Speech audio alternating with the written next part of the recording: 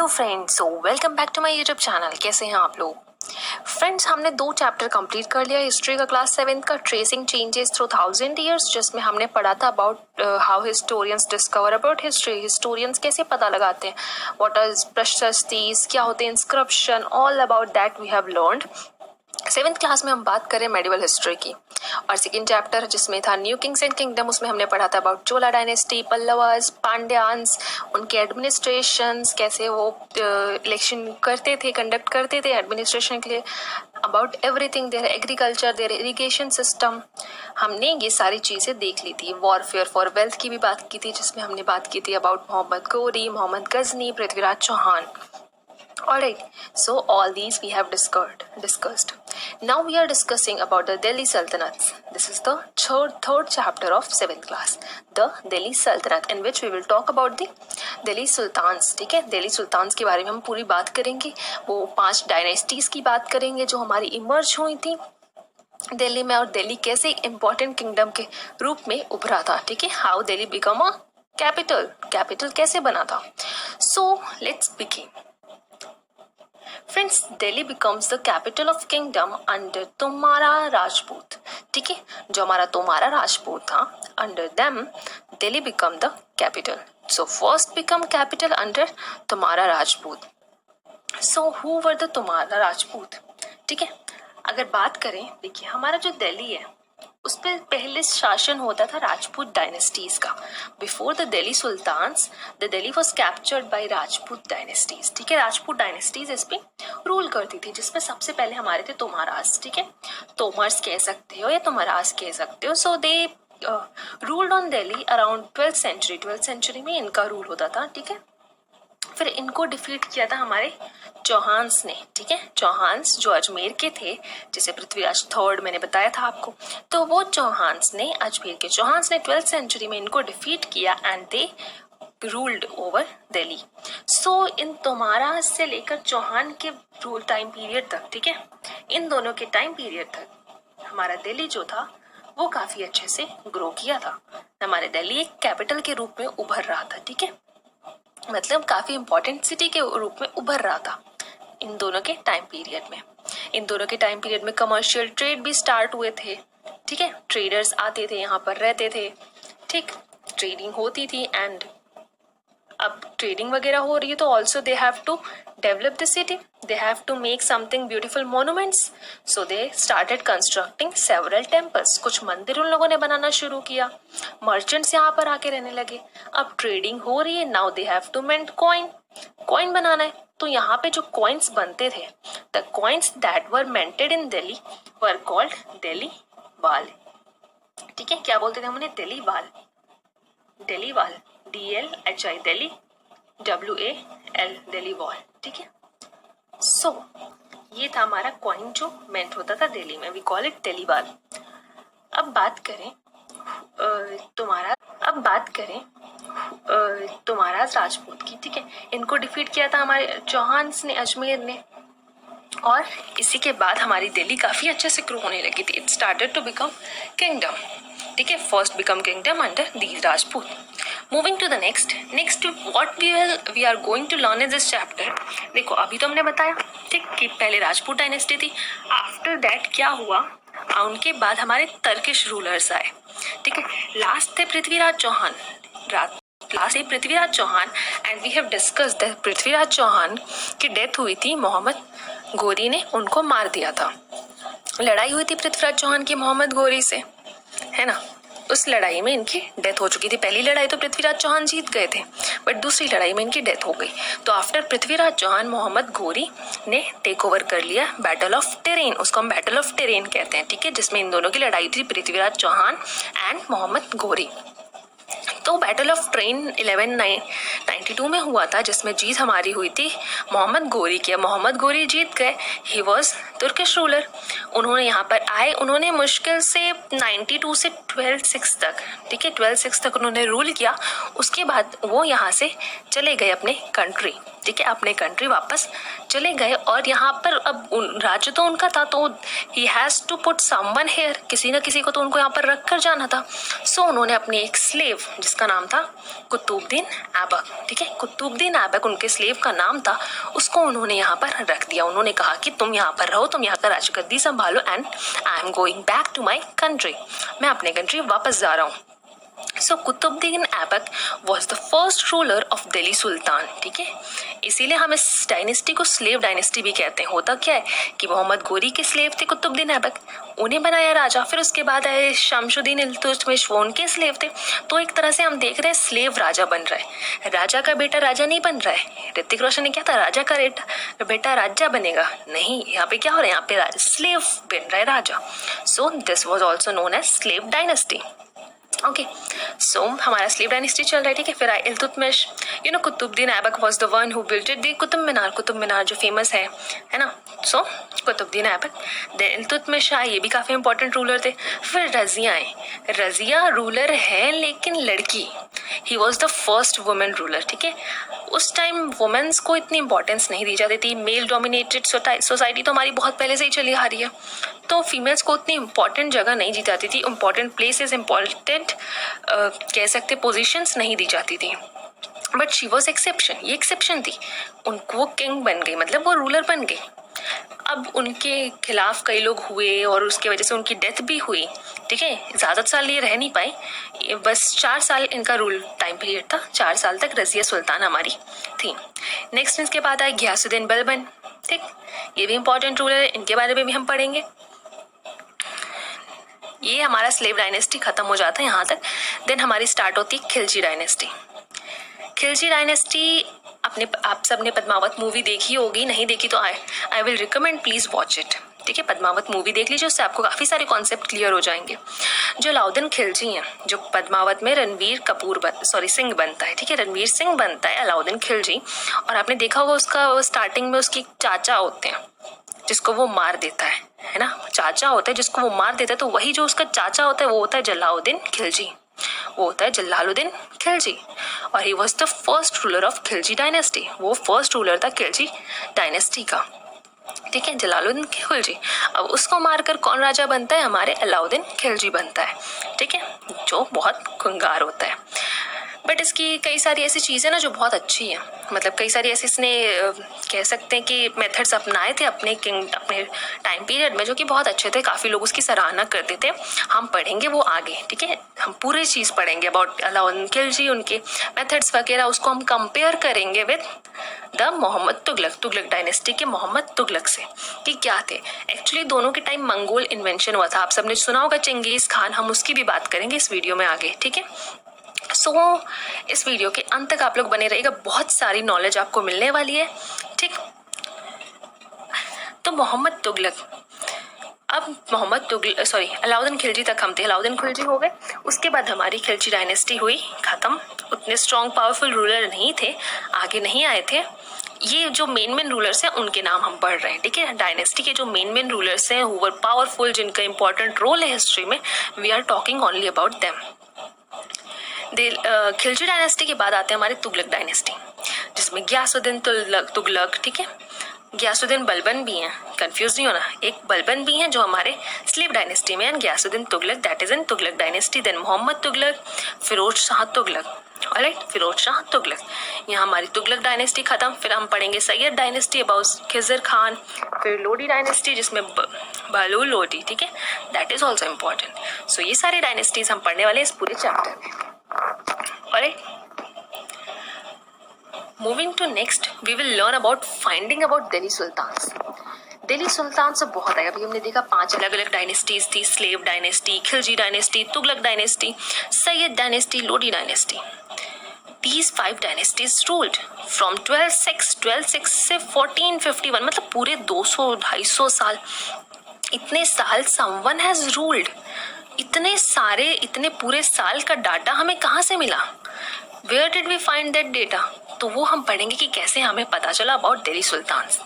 So as we know, there are many sources that historians use to find about the history को find out करने के लिए, किसी ruler के बारे में समझने के लिए, पढ़ने के लिए historians बहुत सारे sources use करते हैं, such as inscription है ना, किसी पिलर पर कुछ लिखवा देते थे राजा लोग, किसी पत्थर पे लिखवा देते थे, तो वो inscription होते हैं. आर्किटेक्चर, किसी ने कुछ महल वगैरह बना दिए, जैसे ताजमहल बिल्ट हुआ, उनसे हमें उनके आर्किटेक्चर, उनके स्टाइल, उस टाइम क्या क्या चीज़ें मिलती थी, मार्बल्स या फिर आयरन किस किस की खोज हुई थी, वो सब हमें पता चलते. देन कॉइन्स किस मेटल का कॉइन है, कैसा कॉइन है, पेपर करेंसी है, टोकन करेंसी है, क्या है ये.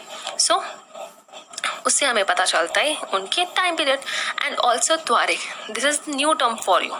त्वारिख आपके लिए नया टर्म होगा, क्योंकि बाकी सब तो आपने प्रीवियस चैप्टर्स में भी पढ़ा होगा ना. What is tawarikh? It is similar to manuscripts. ये मैन्युस्क्रिप्ट्स के सिमिलर है, यानी जैसे मैन्युस्क्रिप्ट्स होता है ना, जैसे हम मैन्युस्क्रिप्ट होता है जो हाथ से लिखते हैं उसे हम मैन्युस्क्रिप्ट्स कहते हैं, तो उसी की तरह सिमिलर हमारा त्वारिख भी है. त्वारिख एक बुक है, ठीक है, जो लिखा जाता है लर्नड मैन, यानी पढ़े लिखे इंसान जो होते हैं, लाइक सेक्रेटरी, राजा के secretary, administrators, poets, all these are comes in learned man. ये सब लर्नड मैन की कैटेगरी में आते हैं. तो यही लोग ऑथर होते हैं त्वारिख के, ठीक है, जिसमें ये हमें एक आउटलुक बताते हैं about history of the ruler. किसी पर्टिकुलर रूलर का हिस्ट्री बताते हैं, यानी कि जिस रूलर के टाइम पीरियड में इसने लिखा होगा, जिसने भी लिखा होगा वो उस रूलर के बारे में पूरा बताएगा कि ये कैसा था, क्या क्या महान काम किए इसने, किस किस लड़ाई की. So everything they will write in त्वारिख.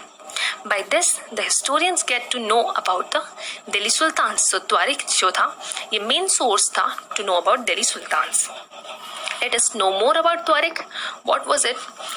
तो ये पिक्चर देखिए, ठीक है, पिक्चर देखिए कैसे बुक को बनाया जा रहा है.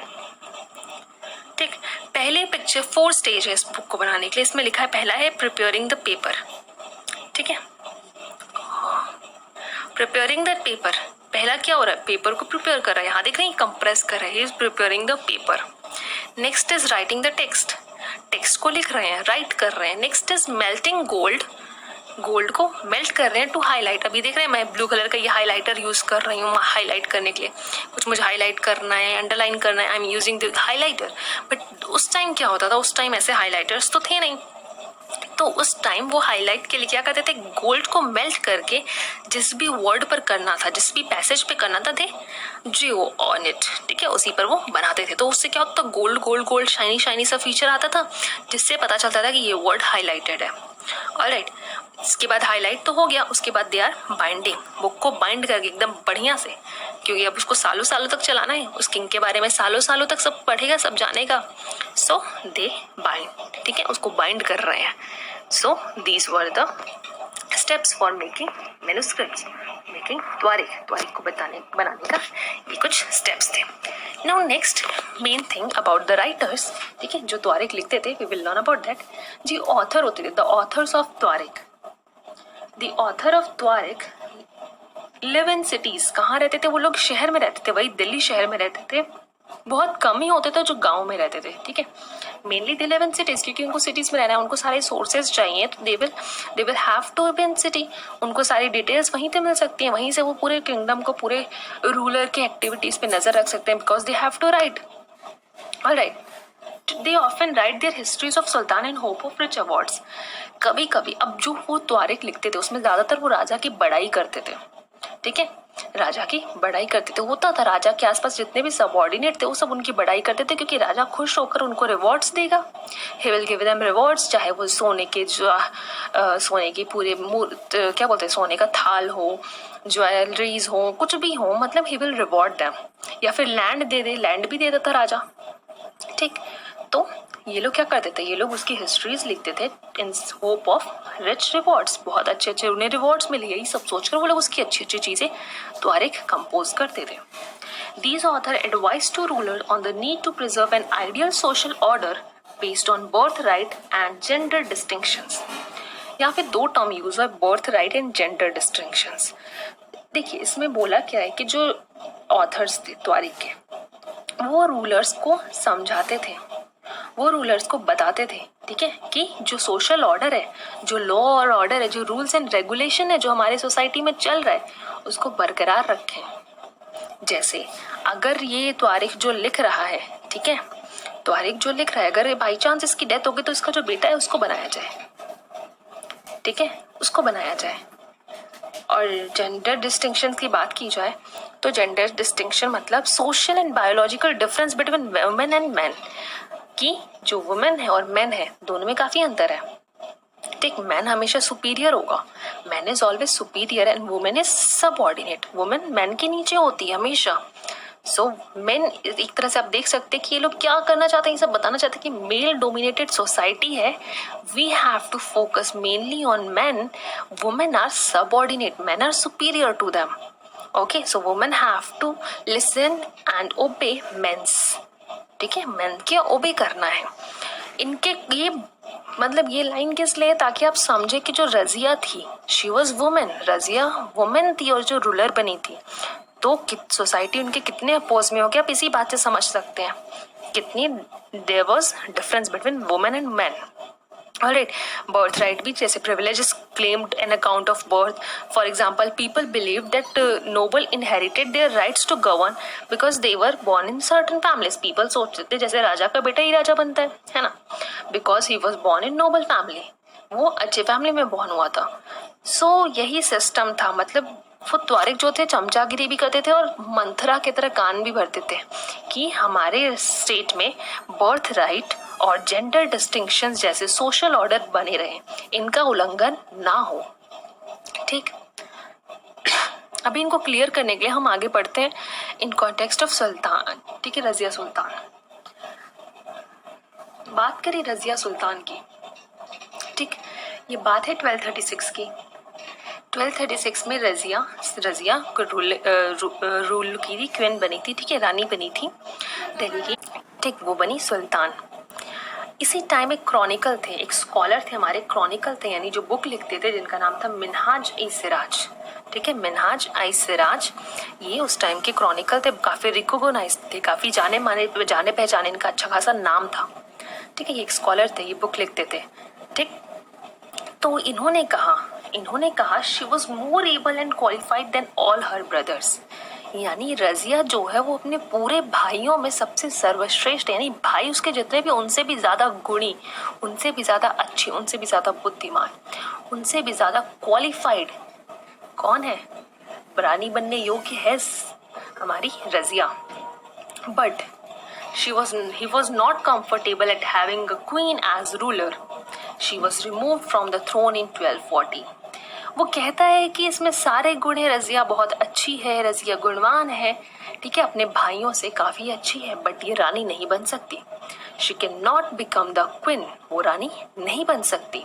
और ऐसे ही पूरे क्या बोलते हैं, पूरे उनको ना ऐसा ही कर करके उनको क्या किया गया था, 1240 में थ्रोन से हटा दिया गया था, उनको राजगद्दी से हटा दिया गया था। लोग इतना उनको क्रिटिसाइज करने लगे थे कि भाई ये लड़की है, ये कैसे रानी बन सकती है, how can she become the queen. So around 1240 उनको रिमूव कर दिया गया था। ठीक, इवन मिनहाज सिराज ने एक बात कही थी, उसको समझते हैं। ठीक, क्या उन्होंने बोला क्या था उस time. So Minhaj I Siraj thought that Queen's rule went against the ideal social order created by God. ये वही आइडियल सोशल ऑर्डर है जिनकी बात अभी हम थोड़ी देर पहले कर रहे थे, कि जो ऑथर्स थे वो किंग को समझाते हैं कि सर ये सोशल ऑर्डर हमारे राज्य में बना रहना चाहिए, बर्थ राइट और जेंडर डिस्टिंक्शन। तो यहीं पर जेंडर डिस्टिंक्शन की बात आ गई कि जो क्वीन है वो रानी नहीं बन सकती। ठीक, in which women was suppose to be subordinate to man. ये हमने नहीं बनाया, ये भगवान ने बनाया। भगवान ने बनाया है कि जो वुमेन्स है that are suppose to be subordinate to man, वो हमेशा मैन से नीचे ही रहेंगी। Man are the superior. In the register of God's creation, जो गॉड है उसका जो रजिस्टर है, ठीक है, गॉड ने एक रजिस्टर बनाया जिसने अपने पूरे क्रिएशन का नाम लिखा है, जिसमें उसने लिखा है कि कौन कौन है धरती पर। तो उसमें उन्होंने account didn't fall under the column of men, how did she gain from all her experience excellent qualities। मतलब जो गॉड ने रजिस्टर बनाया उसमें उसने रजिया का नाम वुमेन्स के कॉलम में लिखा है, ना कि मेंस के कॉलम में। तो कैसे हम उसको मेन वाले राइट दे सकते हैं जब भगवान ने उससे को वुमेन्स के कॉलम में डाला है। when भगवान has already putted her in women's column, then how can we give her the right to become a sultan, to become a man। Man के प्लेस पे हम उसे कैसे बैठा सकते हैं, how. So this was his answer. बात करते तो सिर्फ रजिया सुल्तान ही नहीं थी, that she was not only the one women, ठीक है, वही इकलौती नहीं थी exception. There were also many queens, like ये तो रजिया सुल्तान है, देख रहे हैं आप, रजिया सुल्तान। एंड हियर रुद्रमा देवी, ये वारंगल की थी, ठीक है, वारंगल हमारे आंध्र प्रदेश की ये थी रानी। ये भी क्या थी, ये भी लड़की ही थी, इनको भी रानी बनाई गई थी, बट इन्होंने क्या किया था, इन्होंने कई सालों तक अपनी आइडेंटिटी को हाइड रखा था। यानी कई सालों तक इनको लोग रुद्रमा देवी यानी लड़की नहीं क्या समझते थे, लड़का, ठीक है। इन्हों को कई सालों तक लोग लड़का ही समझते थे कि ये मेन है, ये मेन की तरह प्रिटेंड करती थी। इवन इन्होंने जितने भी इंस्क्रिप्शंस लिखवाए हैं उस पे भी ये प्रिटेंड करती थी कि शी इज अ मैन, ठीक है। रानी होकर भी राजा बनी रहती थी। और इनकी मूवी है, साउथ मूवी बहुत अच्छी है रुद्रमा देवी, आई विल रिकमेंड कि आप वॉच करें। मैंने आपको 2 मूवी रिकमेंड की है, Padmaavat and this one Rudrama Devi, please watch it, please, बहुत हेल्प करेगा आपका। नेक्स्ट इज दीदा, ठीक है, दीदा ये थी हमारी कश्मीर की। शी वॉज ऑल्सो फेमस, ये भी बहुत फेमस है। इनका 980 से 1003 इनका टाइम पीरियड रहा है। ये भी रानी है थी, ठीक है। She is also women and she was ruler. तो ये 3 exception. So in garrison to town, before starting this we must know the 2 terms garrison town and hinterland, ठीक है। What is garrison town and what is hinterland. So friends, होता क्या था कि जो हमारी दिल्ली सल्तनत थी, ठीक है, in starting what they do, जैसे अगर ये पूरा दिल्ली है, they capture the land and अपने लैंड को वो फोर्टिफाइड कर लेते हैं, अगल बगल ऐसे किला बना लेते हैं। आप देख सकते हैं, दे हैव फोर्टिफाइड, उन्होंने किला बना लिया। फोर्टिफाइड यानी एक किला बना लेना, एक किला से उस एरिया को घेर लेना। तो समझिए एक पूरा विलेज था जिसको उन्होंने कैप्चर किया। नाउ दे हैव फोर्टिफाइड, उस पूरे विलेज को उन्होंने फोर्टिफाइड कर लिया, चारों तरफ से घेर लिया, किलों की तरह लंबी लंबी दीवारें खड़ी कर दी, सो दैट कोई बाहर से अगर अटैक किया तो वो बच सके, ठीक है, आउटर इन्वेंशन अटैक से वो बच सके। So in this way a town is being fortified, ठीक है, जिस इसके अंदर लोग रहते हैं, सैनिक भी रहते हैं, सारे सामान वगैरह, मार्केट वगैरह सब कुछ इसी के अंदर होता है, ठीक है। So this is what is called garrison town. तो उस टाइम हमारा जो दिल्ली था, 13th सेंचुरी की बात हो रही है, ठीक है, जब दिल्ली का कंट्रोल किसके हाथ में था, सुल्तान्स के हाथ में था। तब क्या हुआ था, ये जो गैरिसन टाउन थे ये पूरे सुल्तान ऑक्यूपाई कर लिए थे। ऐसे उन्होंने फोर्टिफाइड कर दिया था एंड अंदर पूरे लोग रहते थे, सैनिक से लेकर the soldiers, peoples, even markets were inside this town, ठीक है। अगर आपने पद्मावत मूवी देखी है तो उसमें स्टार्टिंग का जो सीन होता है ना, उसमें आप देखिएगा जब वो हीरो एंटर करता है तो पूरा फोर्टिफाइड एरिया होता है जिसके अंदर सारी चीज़ें होती हैं, सोल्जर्स वगैरह रह रहे होते हैं, ठीक है। So please do watch that movie, you will understand it more clearly. So इसको हम गैरिसन टाउन कहते हैं। Next is hinterland, the land adjacent to the city और पोर्ट और which supplies good and services. इसका मतलब ये तो हमारा गैरिसन टाउन था, इसके आसपास का area that is not fortified, जो फोर्टिफाइड नहीं है बट इसके आसपास के जितने भी एरिया है that we will call hinterland, उसको हम कहेंगे हिंटरलैंड, ठीक है। और क्लियर से समझते हैं हम इसको, ठीक है। अगर ये हमारा है गैरिसन, ठीक है, ये हमारा है garrison town, G for garrison town. अगर ये हमारा गैरिसन टाउन है तो हिंटरलैंड हम किसे कहेंगे, इसके आसपास के एरिया को। ये वाला जो एरिया है दिस विल कॉल्ड हिंटरलैंड, ठीक है। ये पूरा एरिया जो भी इसके आसपास है ये पूरा हिंटरलैंड होगा। Alright, so the land adjacent to a city और port that supplied good and services. अब ये तो हिंटरलैंड है, इसको सामान कौन पहुंचाते हैं, इसके आसपास के लोग ही इसको गुड्स एंड सर्विसेज सप्लाई करते हैं। सो इनका मेन काम था गुड्स एंड सर्विसेज सप्लाई करना, ठीक। Controlling garrison town in distant Bengal and sent from Delhi was extremely difficult because of rebellion, bad weather, Mongol invention, okay। सो इसको समझते हैं हुआ क्या था। देखिए फ्रेंड्स, गैरिसन टाउन पे कंट्रोल तो किसका था, दिल्ली सल्तनत का था, दिल्ली सुल्तान्स का था, बट जो हिंटरलैंड इसके आसपास के एरिया थे that was not under control of sultan, ये सुल्तान्स के कंट्रोल में नहीं थे, ठीक। तो होता क्या था कि ये जो बगल वाले एरियाज हैं, ठीक है, ये कभी कभी ट्रेड करते थे, यानी कभी कभी सामान बेचना, इनसे डर भी होता था कि कभी ये अटैक भी कर सकते हैं, अगर ये पावरफुल हुए तो दे कैन अटैक ऑल्सो। सो इनसे एक अच्छा रिलेशन किंग को, सुल्तान को मेंटेन करके रखना पड़ता था, ठीक है। अब बात करें गैरिसन टाउन की, तो सिर्फ ये गैरिसन टाउन नहीं, अगर मैप में देखा जाए तो यहाँ समझिए कि अगर दिल्ली में एक तो गैरिसन टाउन था, ठीक है, ये 13th सेंचुरी की बात हो रही है, तब दिल्ली सुल्तान्स उतने अच्छे से डेवलप नहीं हुए थे, तो उनका एक गैरिसन टाउन था दिल्ली में एंड एक गैरिसन टाउन उनका बंगाल में था, ठीक है, गैरिसन टाउन उनका बंगाल में था। तो इस एरिया को हम कहेंगे गैरिसन टाउन, और इसके आसपास ये जितने भी एरिया है ये सारे क्या कहेंगे, हिंटरलैंड, अभी हमने पढ़ा था। तो फ्रेंड्स होता क्या था कि एक गैरिसन टाउन से दिल्ली और Bengal, they are very far, बहुत दूर दूर है, दे are very far.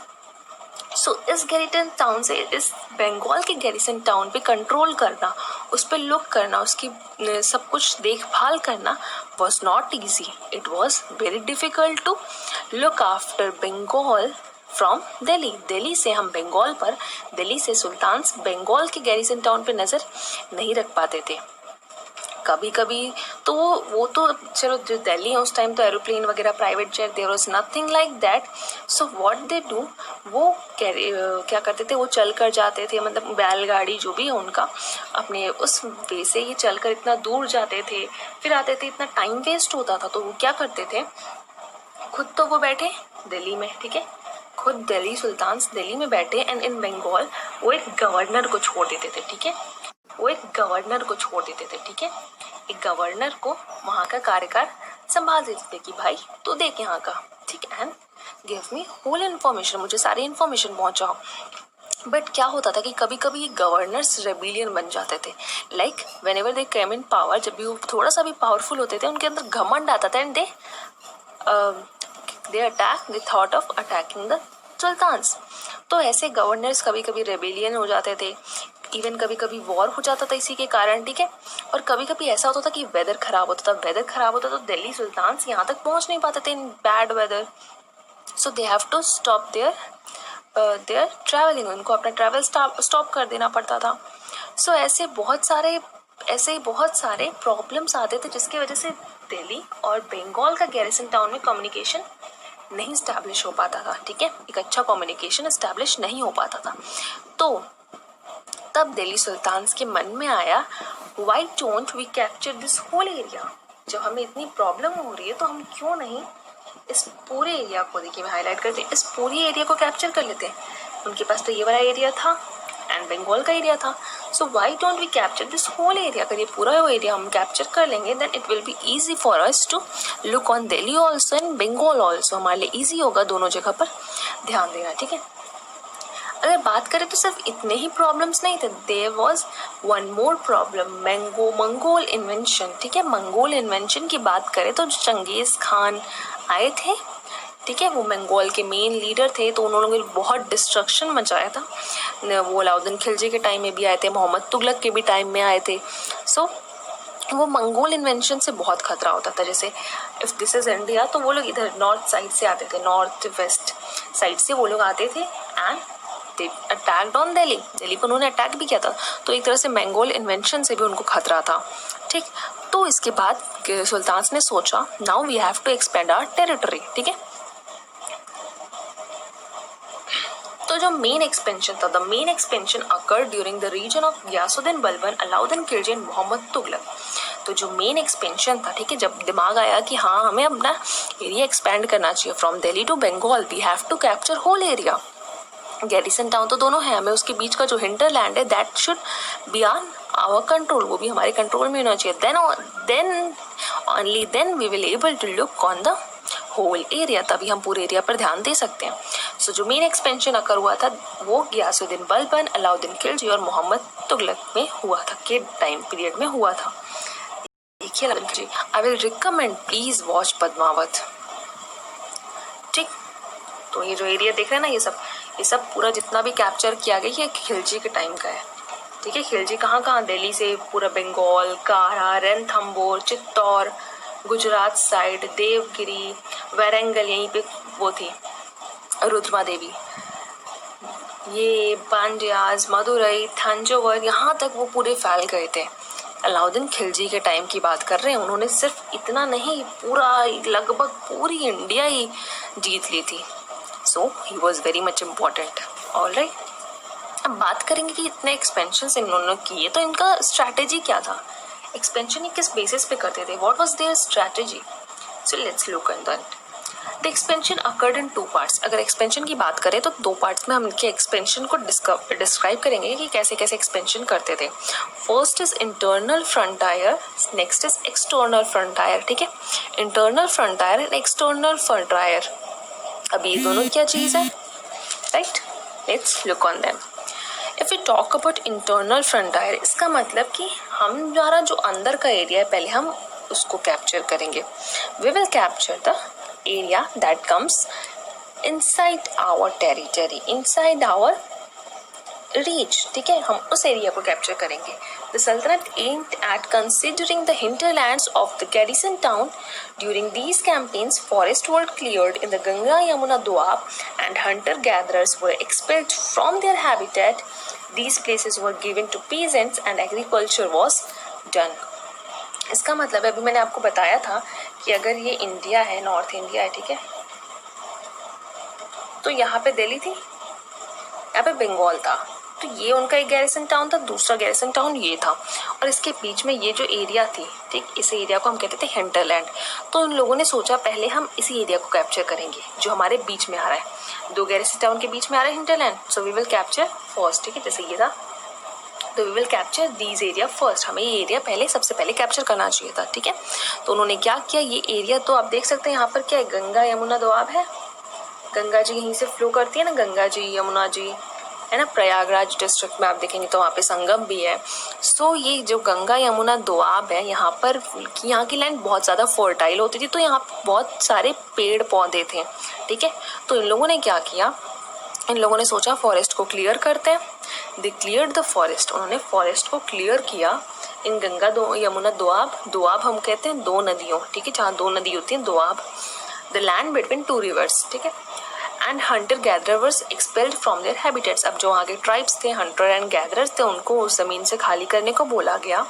And that place, और वो लैंड किसको दिया गया, पीजेंट को, because that land was very much fertile, क्योंकि वो 2 नदियों के बीच में आ रही, गंगा यमुना, लैंड बहुत ज़्यादा फर्टाइल थी, तो वहाँ पे एग्रीकल्चर के लिए बेस्ट थी वो लैंड। सो इस लैंड को क्या किया कि पीजेंट्स को दिया गया, पीजेंट्स उस पर एग्रीकल्चर करना शुरू कर दिया। इससे क्या होता था कि अब देखो लोगों की मदद कर रहे हैं सुल्तान, एक तो ऊपर से सुल्तान का ये फ़ायदा हो रहा है कि जो उस पर एग्रीकल्चर कर रहे हैं वो उसको टैक्स भी तो पे करेंगे, प्रोडक्शन अच्छा खासा होगा क्योंकि इतनी फर्टाइल लैंड है। सो हर तरफ से ये अच्छी चीज़ थी। तो उन्होंने क्या किया, ऐसे करके उन्होंने हिंटरलैंड पे भी कब्जा कर लिया। ठीक है, अभी तक तो सिर्फ गैरिसन टाउन था, गैरिसन टाउन के बीच में जितने भी हिंटरलैंड थे, ही कैप्चर दैट, ये कैप्चर किया गया। ठीक है, ये था हमारा इंटरनल फ्रंटायर। अब बात करें एक्सटर्नल फ्रंटायर, तो जितने भी अंदर एरिया आ रहे थे उसको कैप्चर किया गया। अब बाहर एक्सटर्नल फ्रंटायर, यानी अब हमने जैसे मैप देखा था, मैप, ओके, हमने मैप देखा था, ठीक, okay, so this was garrison town, this was garrison town, ये हिंटरलैंड था, 2 गैरिसन टाउन के बीच में हिंटरलैंड था। अब इनके बाद, इनको छोड़ के ये जितने भी चीज़ें बची हैं, ठीक है, ये सब तो बाहर लाई कर रही है ना, किसी के बीच में नहीं आ रही। So these comes in external frontier. अब जब इतना कैप्चर हो गया ऑलमोस्ट नॉर्थन पार्ट, तो अब वो लोग मूव किए किधर, टू द साउदर्न पार्ट। अब वो लोग मूव किए टू द साउदर्न पार्ट। ठीक है, अब उन लोगों ने सोचा कि अब हमारा नॉर्थ तो ऑलमोस्ट कैप्चर हो चुका है, from Delhi to Bengal, now we should move to the south side. अब हमें साउथ साइड जाना चाहिए। साउथ साइड जाने की बात करें तो यहाँ पे सबसे ज़्यादा एक्सपेंशन हमारे अलाउद्दीन खिलजी ने किया था। ठीक है, रणवीर सिंह ने नहीं, अलाउद्दीन खिलजी ने किया था। During this region what the sultans ने अपनी मिलिट्री को भेजा था कि जाओ तुम यहाँ पर। दे कैप्चर्ड द लैंड, ठीक है, वहाँ पे उन्होंने उस लैंड को कैप्चर किया। इवन वहाँ पे एलिफेंट्स, हॉर्सेस, स्लेव्स, जितनी भी चीज़ें थी, मतलब पूरी तबाही, डिस्ट्रक्शन मचा दिए थे। वहाँ से जितने भी रिसोर्सेज थे वो सब ले लिए थे, ठीक है, लूटपाट भयंकर वाला मचा दिए थे। सो उन्होंने क्या किया था, एक तो 2 गैरिसन टाउन के बीच के हिंटरलैंड को भी कब्जा कर लिया था। Even they captured the external frontier also. I hope you understand both. It chapter यहीं पर करते हैं बंद। इसका सेकेंड पार्ट में we will discuss about other rulers like Alauddin Khilji, Mohammad bin Tughlaq. We will discuss about their tax system, इक्ता क्या होता है, इक्तेदार क्या होता है। वी विल डिस्कस अबाउट स्लेव्स को क्यों इंपॉर्टेंट रूल दिया गया था दिल्ली सुल्तान्स के time. And also Changez Khan के बारे में जानेंगे, मंगोल इन्वेंशंस के बारे में जानेंगे। So next session is going to be very much important. Please आप चैनल को सब्सक्राइब कर लीजिए, आप नए हैं, क्योंकि जैसे ही नेक्स्ट वीडियो आएगा आपको तुरंत नोटिफिकेशन मिल जाएगी। And friends, there is one more important announcement for you all. I have created a Telegram group जहाँ पर बहुत सारे बच्चे ऐड हो चुके हैं। एंड वहाँ पर हम डेली क्विज ऑर्गेनाइज करवाते हैं, हिस्ट्री, ज्योग्राफी, साइंस, इंग्लिश से रिलेटेड, पॉलिटी से रिलेटेड, ठीक है, और भी सब्जेक्ट्स अभी ऐड होंगे। So people are participating there also. I want you all to join that channel so that आप भी वहाँ पे पूरा पार्टिसिपेट दें एंड क्विज को पूरी तरीके से enjoy करें। Alright, so and this is all about that. and please like, share, comment and subscribe my channel. Till then, take care. Bye bye.